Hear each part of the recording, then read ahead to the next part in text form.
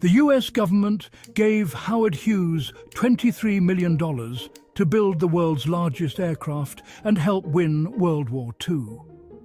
He delivered it 3 years after the war ended. Howard Hughes was already a legend by the 1940s. Filmmaker, record-breaking pilot, one of the richest men in America. When the government needed someone to build a massive flying boat that could transport troops and supplies across the Atlantic without being sunk by German submarines, Hughes seemed like the perfect choice. He was not the perfect choice. Construction began in 1942. The war ended in 1945. The Hercules, nicknamed the Spruce Goose by a press corps that loved watching Hughes suffer, wasn't anywhere close to finished.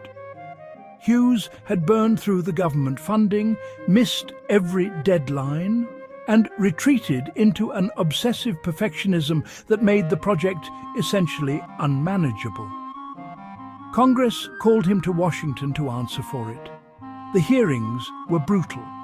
Senators accused him of war profiteering, fraud, and wasting taxpayer money on a plane that would never fly. Hughes showed up, fought back hard, and made a dramatic public promise. If the Spruce Goose never flew, he would leave the United States permanently.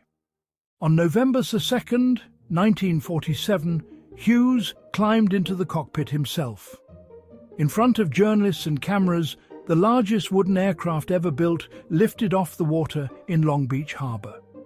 It flew for exactly 1 mile at 70 feet of altitude and landed. It never flew again, not once.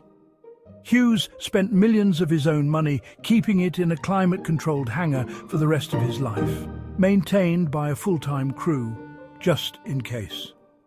The plane that was built to win a war became one man's most expensive point proven.